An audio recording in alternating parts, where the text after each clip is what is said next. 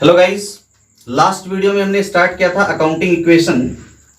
तो क्या हमने डिस्कस किया था सर? लास्ट वीडियो में अकाउंटिंग इक्वेशन को डिस्कस किया था और इससे रिलेटेड एक क्वेश्चन भी हमने सोल्व किया था।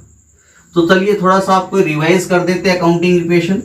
अकाउंटिंग इक्वेशन के बारे में हमने आपको लास्ट वीडियो में बताया था कि अकाउंटिंग इक्वेशन एक मैथमेटिकल इक्वेशन होता है। किसके बीच होता है सर? ये यहाँ पे फर्म की एसेट और लायबिलिटीज को शो करता है और ये बताता है कि फर्म की जो एसेट्स है वो ऑलवेज फर्म की लायबिलिटीज के इक्वल होती है।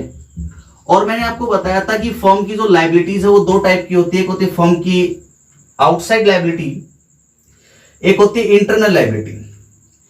तो फर्म की जो आउटसाइड लायबिलिटीज है उसको हम लायबिलिटी ही कहते हैं, उसके लिए टर्म यूज होती है लायबिलिटीज। और फर्म की जो इंटरनल लायबिलिटी होती है उसको हम कहते हैं कैपिटल। और आपको पता है कैपिटल मींस क्या होता है सर? ओनर का जो बिजनेस में कंट्रीब्यूशन होगा वो अपने लिए कैपिटल होती है। Owners contribution in the business is called capital.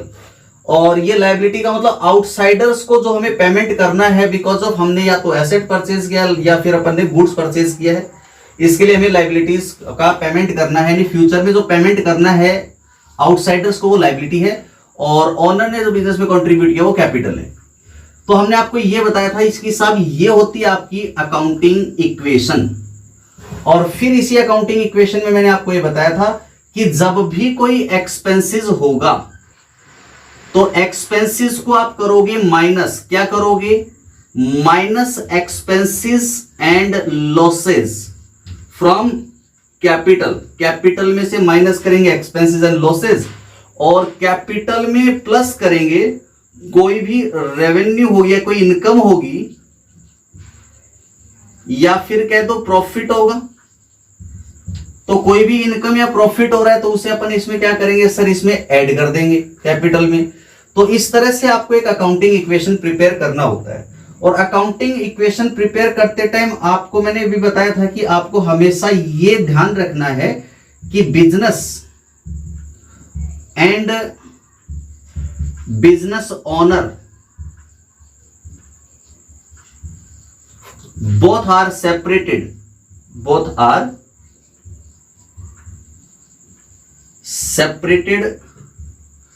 from each other। ये दोनों एक दूसरे से क्या होते हैं सर? सेपरेट होते हैं। बस इतनी बात आपको अकाउंटिंग इक्वेशन के लिए ध्यान रखनी है। इतना आपको ध्यान है तो फिर आप अकाउंटिंग इक्वेशन में कहीं आपको प्रॉब्लम नहीं आने वाली है। बाकी आपको मैंने कल भी बताया था कि अगर आपने बेसिक अकाउंटिंग टर्म्स के वीडियोस नहीं देखे तो वहां से कैपिटल, लायबिलिटीज, एक्सपेंस और इनकम से रिलेटेड टर्म्स को आप वीडियोस में देख के क्लियर करें। इसके बाद आपके लिए बहुत इजी हो जाएगा अकाउंटिंग इक्वेशन को सॉल्व करना। तो चलिए आज एक और क्वेश्चन अकाउंटिंग इक्वेशन से रिलेटेड हम करेंगे यहां पे। तो आपको क्वेश्चन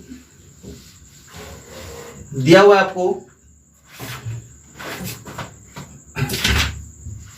देखिए क्वेश्चन में जो भी ट्रांजैक्शंस दिए हुए हर एक ट्रांजैक्शन को हमें सेपरेटली करना है। क्वेश्चन में जो ट्रांजैक्शंस मैं यहां लिखूंगा भी ट्रांजैक्शन में। तो चलिए अपन क्वेश्चन करते हैं अकाउंटिंग इक्वेशन का। क्वेश्चन में आपको कहा गया है prove that the accounting equation is satisfied in all of the following transactions of Rajaram. आपको क्या करना है? अकाउंटिंग इक्वेशंस बनानी है और ट्रांजैक्शन जो क्वेश्चन में साथ के साथ लिखता चलूंगा। क्वेश्चन में जो ट्रांजैक्शंस दिए हुए हैं वो साथ के साथ मैं लिखता चलूंगा तो आपको क्वेश्चन के लिए भी आपकी कोई प्रॉब्लम नहीं होगी। तो अकाउंटिंग इक्वेशन हमें प्रिपेयर करना है। तो सबसे पहले ऊपर नाम लिखेंगे आप अकाउंटिंग इक्वेशन। इसके बाद यहां सबसे पहले आपको एक कॉलम छोड़ देना होता है। किसके लिए सर? ट्रांजैक्शंस के लिए एक कॉलम छोड़ देना होता है। फिर यहां लिखेंगे आप एसेट्स। और एसेट इक्वल किसकी होती है सर? लायबिलिटी प्लस कैपिटल के इक्वल होती है। तो यहां लिखेंगे लायबिलिटीज प्लस कैपिटल। यह आपका ट्रांजैक्शन हो जाएगा इधर। और ये आपकी asset equal to liability plus capital, ये आपका अकाउंटिंग इक्वेशन होगी आपके लिए। और यहां मैं एसेट और लायबिलिटी जो होगी वो यहां पे लिखते जाएंगे। अब देखिए ट्रांजैक्शन नंबर 1 यहां क्या लिखना है सर? यहां आपको लिखना है ट्रांजैक्शन जो कि आपको क्वेश्चन में दिया हुआ रहेगा। ट्रांजेक्शंस देखिए, फर्स्ट ट्रांजेक्शन आपको क्वेश्चन में दिया। क्वेश्चन में आपको कहा गया है prove that the accounting equation is satisfy in all of the following transactions of Rajaram. तो आपको इन ट्रांजेक्शंस से प्रूव करना है अकाउंटिंग इक्वेशन को। तो फर्स्ट ट्रांजेक्शन दिया हुआ है started business with cash rupees 1,20,000। क्या दिया हुआ? First transaction is started business with cash rupees 1,20,000। तो 1,20,000 कैश से बिजनेस को स्टार्ट किया। दो बातें आ गई। सबसे पहली बात, जब रुपीज 1,20,000 से बिजनेस स्टार्ट किया है, इट मींस बिजनेस को क्या मिला सर? कैश मिला। आपको ध्यान होना चाहिए, बिजनेस और बिजनेस ओनर दोनों क्या होते हैं सर? सेपरेट एंटिटी होते हैं। तो जब बिजनेस और बिजनेस ओनर दोनों सेपरेट एंटिटी है, तो बिजनेस स्टार्ट करने का मतलब ये हुआ कि बिजनेस ओनर ने अपने बिजनेस को कुछ रुपए दिए हैं, ये कैश बिजनेस को मिला। और बिजनेस के लिए कैश क्या हो गया सर? एसेट हो गया। कितना कैश मिला बिजनेस को सर? 120। ये कैश दिया किसने सर? ये कैश देने वाला बिजनेस ओनर है, और ओनर को रिप्रेजेंट करने वाला अकाउंट कौन सा सर? कैपिटल है। तो आप ये जो ओनर ने कंट्रीब्यूशन किया इसे कैपिटल में दिखाएंगे, तो कैपिटल कितना हो गया सर? 120 हो गया। आई थिंक इतनी बात आपको समझ में आ गई। तो यहां लाइबिलिटी को थी नहीं, यहां पे तो लाइबिलिटी का वैल्यू 0 है, और एसेट का वैल्यू 120 है, और लाइबिलिटी का कैपिटल का वैल्यू 120 है। तो इक्वेशन क्या कहती है sir? Asset equal to liability plus capital.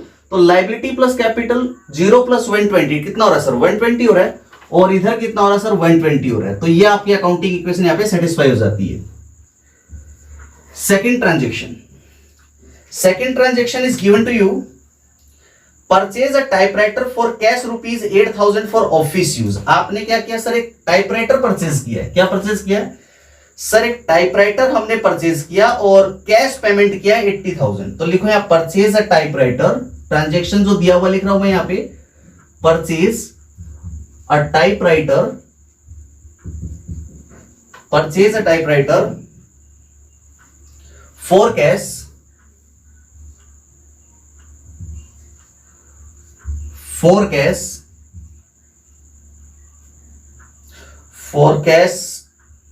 4 rupees 8,000, 4 rupees 8,000 for office use. अब ऑफिस यूज के लिए मीन्स बिजनेस के लिए परचेज किया आपने, तो यहां लिख देता हूं चलो फॉर ऑफिस यूज। तो देखिए आपने क्या किया सर? एक टाइपराइटर हमने बिजनेस के लिए परचेज किया। तो जब टाइपराइटर परचेज करेंगे तो सिंपली जब टाइपराइटर आपने परचेज किया तो टाइपराइटर तो आपके बिजनेस में आएगा, और जब टाइपराइटर परचेज करोगे तो कैश पेमेंट करना पड़ेगा, तो कैश बिजनेस से जाएगा।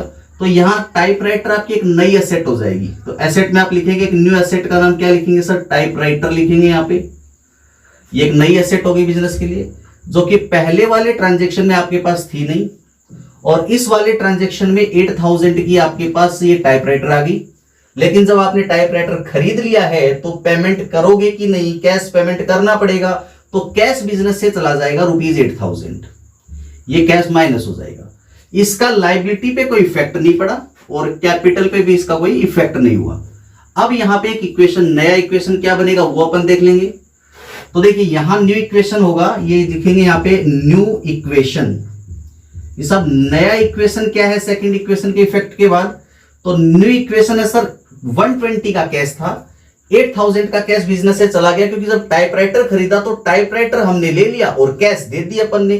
कैश दे दी तो कैश गई, माइनस हो गई, तो कितना हो गया sir? 1,12,000 rupees,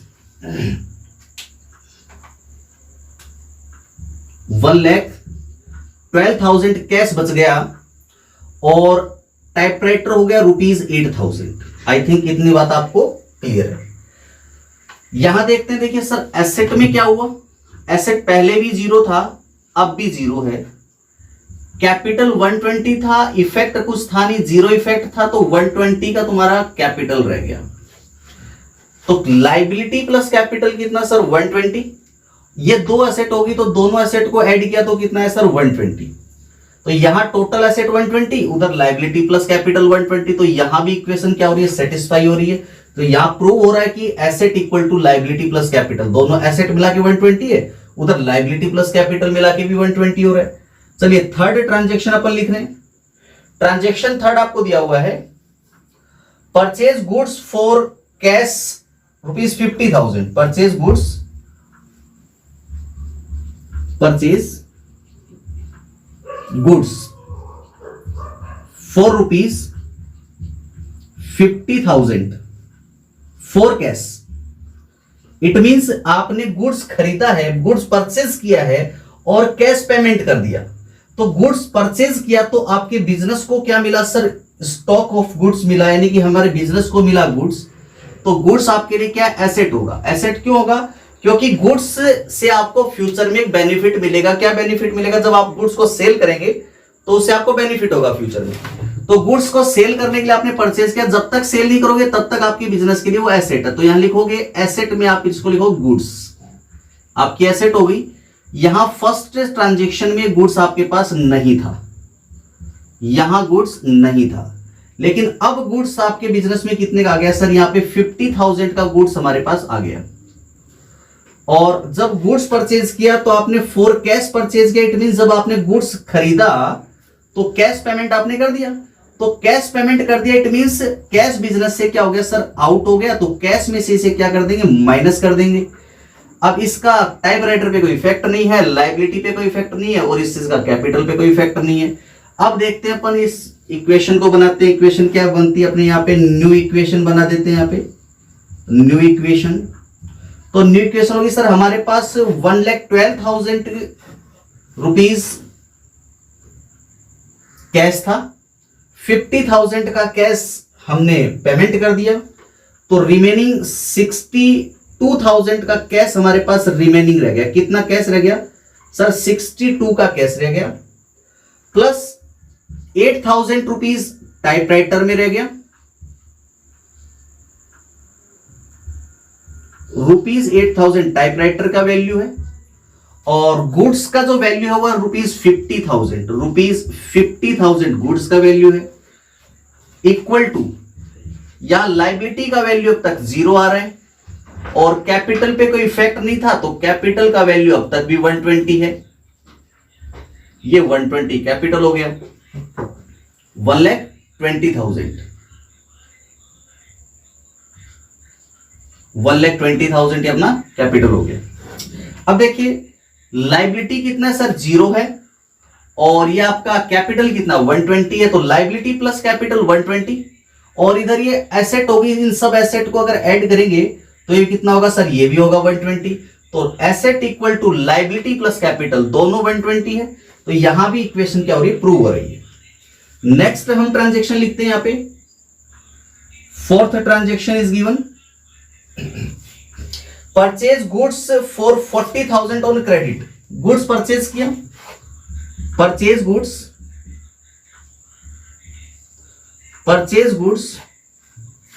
for ₹40,000 on credit.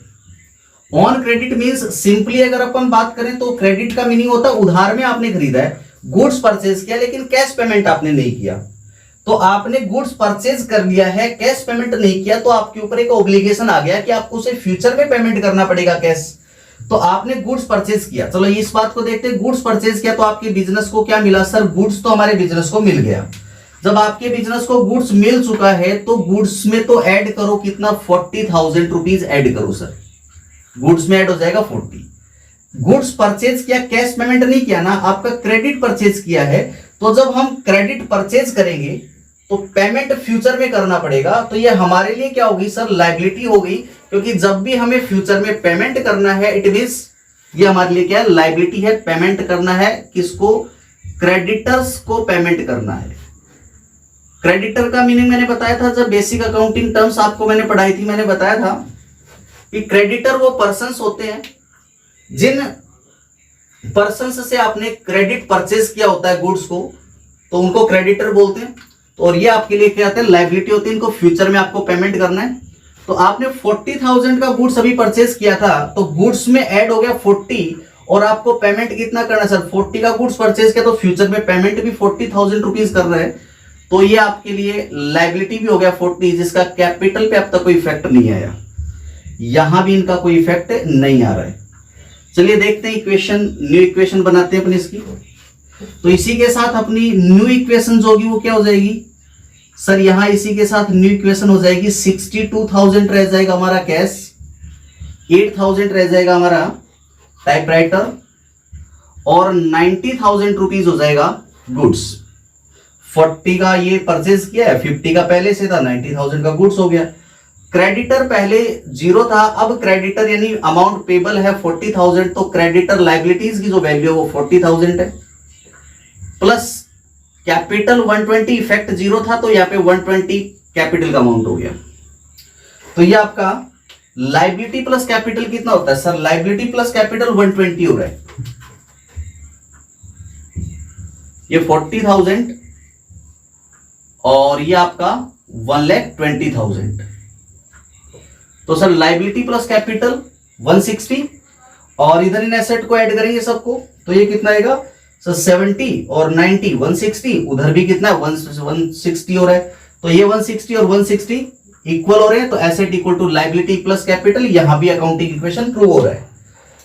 चलिए फिफ्थ ट्रांजेक्शन देखते हैं, ट्रांजेक्शन नंबर फिफ्थ ट्रांजेक्शन में आपको कहा है goods costing ₹60,000 sold for ₹80,000 on credit. Goods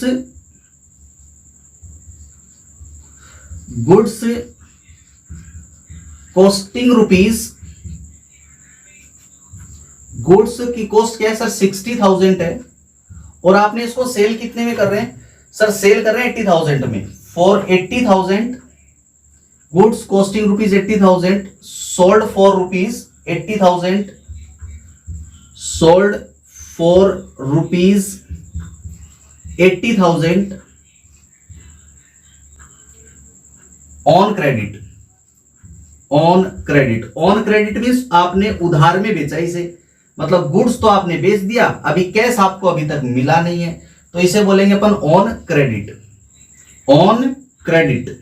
तो आपने गुड्स को क्रेडिट सेल कर दिया, goods costing ₹60,000 sold for ₹80,000 on credit. तो इट मींस आपने गुड्स जिसकी कॉस्ट कितनी थी 60,000 थी, उस गुड्स को 80,000 में आपने सेल किया। तो देखिए जब आप 80,000 में गुड्स को सेल कर रहे हैं तो आपके पास जो गुड्स आपके बिजनेस से आउट होगा उसकी वैल्यू कितनी, एक्चुअली जिस गुड्स को आपने सेल किया उसकी कॉस्ट है 60,000। इट मींस गुड्स आपके बिजनेस से, गुड्स जो आपके पास 90 का अवेलेबल था, इसमें से सिर्फ 60,000 का गुड्स आउट हुआ आपके बिजनेस से, तो इसमें से 60,000 गुड्स माइनस कर दो जो आपके बिजनेस से आउट हो गया, ये माइनस कर दिया सर। इसके बाद इस गुड्स को 60,000 का जो गुड्स आउट हुआ इसको सेल कितने में किया सर, 80,000 में सेल किया। तो 80,000 क्या आपको कैश रिसीव हो गया, यहां बोल रहा है ऑन क्रेडिट आपने सेल किया, यानी उधार में सेल किया, तो ये पैसा आपको फ्यूचर में मिलने वाला है। उधार में बेचा है आपने, क्रेडिट सेल किया है, तो ये पैसा कब मिलेगा, फ्यूचर में मिलेगा। तो फ्यूचर में जब बेनिफिट मिलता है तो उसे हम क्या कहते हैं सर, एसेट कहते हैं। तो ये आपकी एक एसेट होगी और इस एसेट का नाम क्या होगा, डेटर्स होगा। डेटर्स क्यों होगा, थोड़ा ध्यान करो, मैंने जब आपको पहले बताया था कि डेटर्स वो पर्संस होते हैं जिनको हमने क्रेडिट सेल किया होता है। क्रेडिट सेल मीन जिनको हमने उधार में गुड्स बेच दिया है और इनसे हमें क्या करना है, पैसा लेना है। तो पहले तो ये वैल्यू 0 थी इसकी, और अब इसकी वैल्यू बता रहा है कितनी, 80,000 रुपीज में हमने इनको गुड्स सेल किया है। तो आप क्या करोगे यहाँ पे सर, अब तक तो ये इसकी कोई वैल्यू थी नहीं, अब आपने क्या किया, गुड्स को सेल 80,000 में किया। तो देखो आपने 60,000 का गुड्स 80,000 में सेल किया, तो कितना पैसा लोगे कस्टमर से सर, हम तो पूरा 80,000 लेंगे। तो ये 80,000 रुपीज आप यहाँ पे एज डेटर्स शो करोगे, तो ये आपका डेटर्स में आ गया ₹80,000। ये आपकी एसेट होगी जिसे फ्यूचर में ये पैसा आपको मिलना है। अब क्या इफेक्ट रहा कि सर गुड्स था कितने का सर, 60 का, और सेल कितने में किया सर, 80 में। तो 20,000 का हो गया प्रॉफिट। और प्रॉफिट और इनकम्स को क्या करना है सर, यहां पे ऐड करना है कैपिटल में। तो 20,000 का जो प्रॉफिट हो यहां ऐड कर दो। तो अब इस ट्रांजेक्शन से इक्वेशन जो बनेगी वो इक्वेशन बना लेते हैं। क्या इक्वेशन बन रही है, तो यहां लिखो आप, ये क्या बनी सर, यहाँ पे एक न्यू इक्वेशन सामने आएगी। और वो नई इक्वेशन क्या होगी सर, यहाँ पे जीरो इफेक्ट है, तो 62,000 प्लस 8,000, इसमें से माइनस किया तो गुड्स रह गया सर 30,000 का गुड्स रह गया, प्लस डेटर्स 80,000 रुपीज के रह गए, इक्वल टू 40,000 का क्रेडिटर रह गया, और प्लस यहां पे कैपिटल होगी 140, 20,000 ऐड करने के बाद। तो लाइबिलिटी प्लस कैपिटल कितना हो रहा है सर, ये हो रहा है 180। इन सारी एसेट को ऐड करेंगे तो कितना आएगा सर, देखो 70 तो ये हो गया, 70 और 30 ये हो गया, 1 लाख हो गया, और 80 हो गया, तो ये 180 हो रहा है। और इधर इन दोनों लाइबिलिटी प्लस कैपिटल को ऐड किया तो ये कितना हो रहा है, 180 हो रहा है। तो यहां भी अकाउंटिंग इक्वेशन क्या हो रही है, प्रूव हो रही है। चलिए सिक्स्थ ट्रांजेक्शन देखते हैं। सिक्स्थ ट्रांजेक्शन में आपको दिया हुआ है पेड रेंट फॉर 1500। तो यहां लिखो आप, paid for rent rupees 1500 and for salary rupees 2000। आपने पेमेंट किया, क्या पेमेंट किया सर, 1500 तो रेंट के लिए पेमेंट कर दिया और 2000 रुपीज का सैलरी के लिए पेमेंट कर दिया। तो जब आपने पेमेंट कर दिया तो आपके पास से कैश आउट हो गई बिजनेस से, बोलो हाँ कि ना, बिल्कुल हो गई सर। जब पेमेंट करेंगे तो कैश तो बिजनेस से आउट होगा, तो टोटल कैश कितना आउट हो गया सर, 2000 एज सैलरी आउट हो गया, और ये 15 इसका, तो टोटल 3,500 रुपीज कैश बिजनेस से आउट हो गया सर यहां से। ओके, अब ये जो रेंट और सैलरी जो आपने पेमेंट किया, ये आपके लिए क्या सर, ये हमारे लिए एक्सपेंस हो गए बिजनेस से। रेंट और सैलरी ये हमारे पेमेंट करने के रीजन है, और ये हमारे लिए क्या है सर, एक्सपेंसेस हैं। इनका बेनिफिट हम मिलने के बाद इनका पेमेंट करते हैं, तो ये हमारे बिजनेस के लिए क्या हो गए, एक्सपेंसेस हो गए। और एक्सपेंसेस को हम क्या करते हैं सर, कैपिटल में से माइनस कर देते हैं। तो कितना हो गया एक्सपेंस, 1500 और 2000, टोटल 3,500 का एक्सपेंसेस हो गया, 3,500। भी देखो आपके बिजनेस में आपने रेंट का पेमेंट कर दिया, सैलरी का पेमेंट कर दिया, तो खर्चा हो गया कि नहीं हो गया, बिल्कुल हो गया सर, ये खर्चा हो गया, यानी एक्सपेंस हो गया। और एक्सपेंस को हम क्या करते हैं, एक्सपेंसेस को कैपिटल में से माइनस कर देते हैं, तो उधर तो कैपिटल में से माइनस हो गया। और इनका आपने क्या किया, पेमेंट किया तो कैश आपके बिजनेस से आउट हो गई, तो कैश में से माइनस हो गया। बाकी किसी चीज पर इसका कोई इफेक्ट है नहीं, तो जीरो इफेक्ट हो गया बाकी सब चीजों का। तो अब यहां पे आप इक्वेशन बना दो। नेक्स्ट इक्वेशन क्या बनेगी आपकी, न्यू इक्वेशन यहां पे हो जाएगी, न्यू इक्वेशन। तो आपका न्यू इक्वेशन बन गया सर, यहां पे कैश हमारे पास रह गया 58,500 का केस रह गया सर, केस रह गया 58,500 का केस रह गया, प्लस 8,000 ये रह गया, प्लस 30,000 आपके लिए ये गुड्स हो गया, और 80,000 रुपीज डेटर्स हो गया, इक्वल टू 40,000 आपका क्रेडिटर है, और ये हो जाएगा सर अपने लिए 1,36,500 का कैपिटल रह जाएगा, इसको माइनस करने के बाद एक्सपेंसेस को। तो देखिए अगर हम इन दोनों को जोड़ेंगे तो 4 और 3 7, 176,500 आ रहा है, 176,500 आ रहा है। और इधर अगर इनको ऐड करेंगे तो ये भी 176,500 ही आना चाहिए आपका। तो देखिए इनको ऐड किया 80, 1,10,000 और 110 और 58 और 8 ये हो गया, तो टोटल ये 76 हो गया। तो 1,76,500 इधर आ रहा है और 1,76,500 ही उधर हो रहा है। तो ये आपकी एक न्यू इक्वेशन होगी। अगला पॉइंट आपको इसमें दिया हुआ है 7th पॉइंट, ये दिया हुआ आपको, received rupees 800 for commission, received rupees 800 for what, for commission. Commission के लिए आपको 800 रुपीज मिल गए साहब। तो सर देखो पहली बात तो ये कि यहां पे रिसीव्ड रुपीज 800, 800 रुपीज आपको रिसीव हो गए, मतलब कैश आपको 800 रुपीज मिल चुका है। तो जब कैश मिल चुका है 800, तो कैश को कैश में ऐड करो, कितना मिला सर 800 का कैश मिल चुका हमें। इसके बाद कमीशन के लिए मिला, किस वजह से मिला, कैश मिलने का रीजन क्या रहा होगा सर, कैश रीजन रहा, सॉरी कैश मिलने का रीजन क्या रहा सर, कमीशन हमारा रीजन रहा है कैश मिलने का। तो कमीशन क्या है सर, हमारे लिए एक इनकम हो गई, एक नॉमिनल अकाउंट है, तो ये कमीशन हमारे लिए क्या हो गई सर, एक इनकम हो गई। तो इनकम को हमें क्या करना है सर, कैपिटल में ऐड कर देना है। तो इस इनकम का अमाउंट कितना सर 800 था, तो यहाँ इनकम यहाँ पे ऐड हो गया। लाइबिलिटी और अदर एसेट पर इसका कोई इफेक्ट नहीं हुआ। सो अब यहां पे आपकी इक्वेशन बनेगी, और आपकी जो इक्वेशन बनने वाली है, इक्वेशन क्या होगी आपके लिए सर, यहां हमारी इक्वेशन हो जाएगी, कैश जो था 583 और ये हो गया 9 और ये हो गया 5 प्लस 8000 प्लस 30,000 और प्लस 80,000 और इक्वल 40,000 प्लस 005 और 83 और ये हो गया 7 और ये हो गया 3 और ये हो गया 137,300। तो ये हो गया आपका नेक्स्ट इक्वेशन हो गया। इसके बाद आपको लास्ट जो इक्वेशन दिया हुआ है, withdraw for private use 5,000 in cash. 8th point दिया हुआ है withdraw rupees 5,000 for personal use. Personal use के लिए विड्रॉ कौन कर सकता है, बिजनेस ओनर ही विड्रॉ कर सकता है पर्सनल यूज के लिए।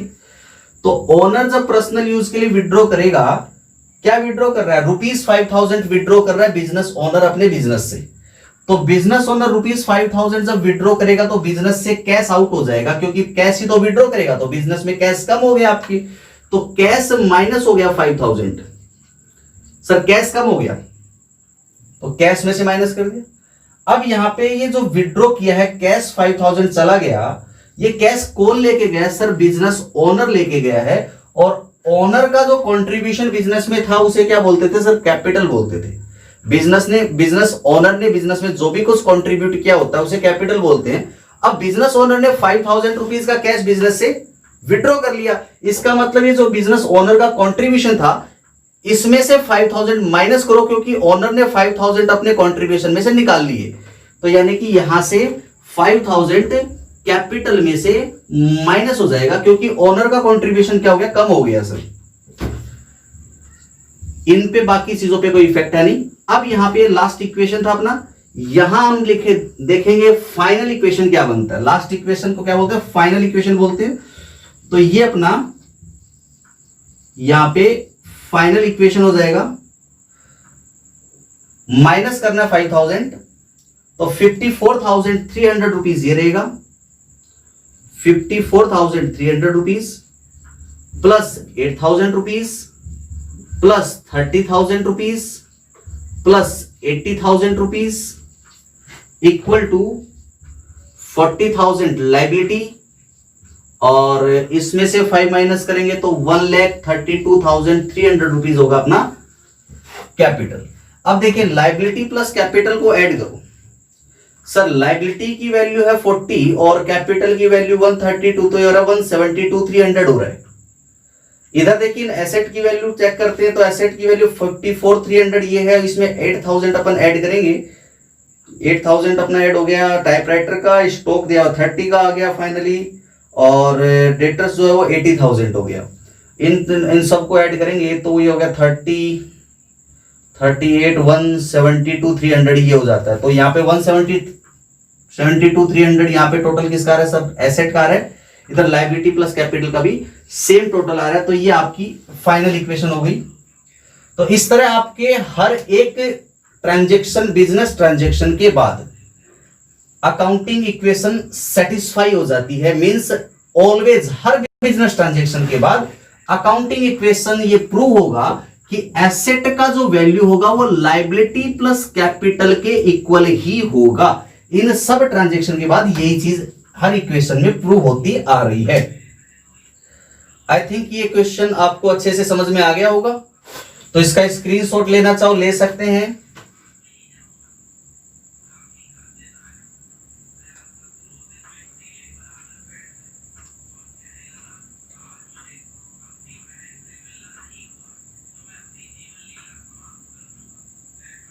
तो इट मीन्स अब आपको इसमें क्या ध्यान रखना है सर, हमें इसमें ध्यान रखना है कि अकाउंटिंग इक्वेशन होता है asset equal to liability plus capital, और जब भी हम अकाउंट्स बुक में या तो इक्वेशन बनाएंगे या फिर अकाउंट्स बुक में रिकॉर्डिंग करेंगे तो हमें हमेशा ध्यान रखना है कि बिजनेस और बिजनेस ओनर दोनों क्या होते हैं सर, सेपरेट होते हैं। और इसी बेसिस पर हम क्या करते हैं, अकाउंट्स बुक में ट्रांजेक्शन्स को रिकॉर्ड करते हैं। तो चलिए आज के लिए बस हम इतना ही करते हैं। नेक्स्ट वीडियो मिलते हैं एक नए क्वेश्चन के साथ। नेक्स्ट वीडियो में एक इंपॉर्टेंट क्वेश्चन हम सॉल्व करेंगे जिसमें कुछ नए अकाउंटिंग ट्रांजैक्शंस को हम लेके आएंगे। तो तब तक आप इससे रिलेटेड क्वेश्चन सॉल्व कीजिए। Thank you very much.